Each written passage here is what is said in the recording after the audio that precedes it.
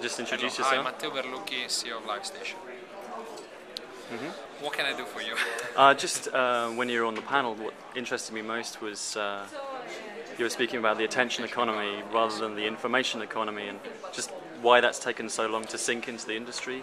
Well, I think it hasn't sunk yet into the industry. I think we're going to start to realize that that's what it's going to have to be.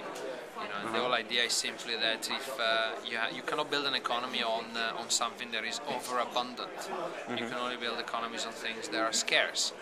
And the only thing that is scarce nowadays, because of the increase in information, is people's attention.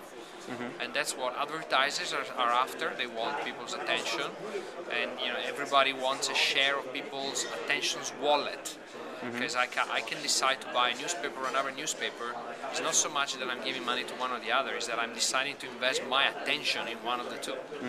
And I think that if people realize that that's what's happening, and they started looking at their business model starting from that point of view rather than how much their information should be sold at, I think we've come up with a lot of very interesting models. Okay, so I mean your product that you're working on, like LiveStation, aggregating different TV channels. It's a platform for live TV.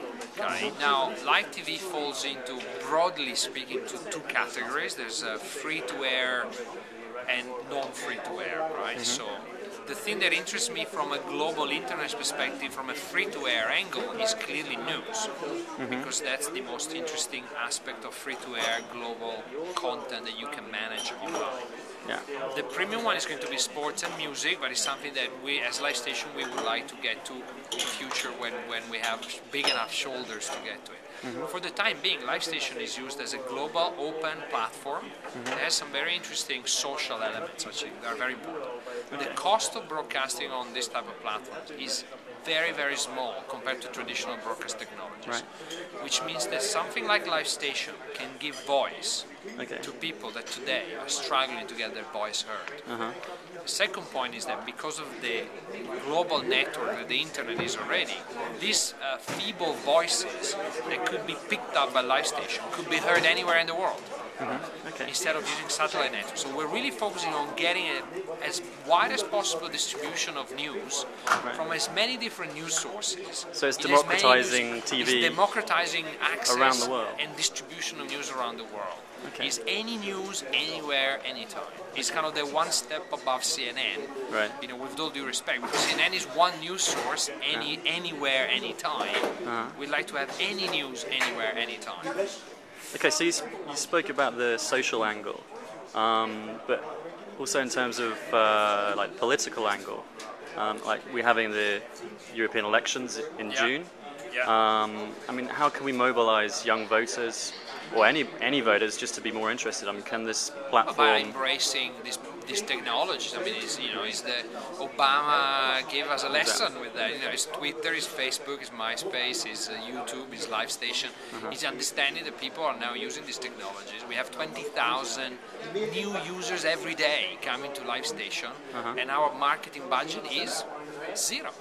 Simply because people are looking for live news on the internet. We know how to use technology on the internet, and we get them. And oops, I wanted to show you we're working on this. The bandwidth here is appalling, but so it's stuttering a bit. But basically, we are going to launch this hopefully very soon. We'll be able to just watch live. This is Al Jazeera live. Hillary on her first trip to this is just live. This is 5-second delay from satellite, and it's Al Jazeera. But I mean, and this is the democratization of news, where you can access it anywhere for free.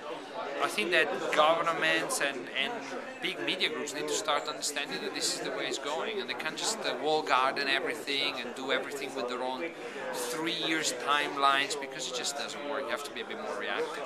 So are you positioned as in any way as competing with YouTube? I know it's a completely different platform, different platform, because YouTube is not live; it's all on demand.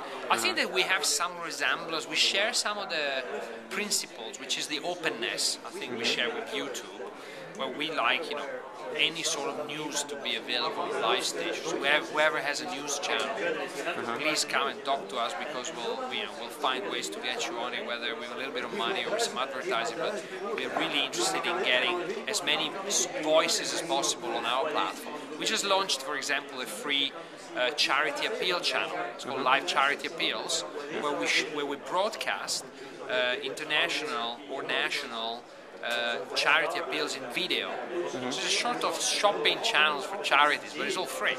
So that if you have an appeal, we did the Gaza Relief Fund promotion, which the BBC refused to air.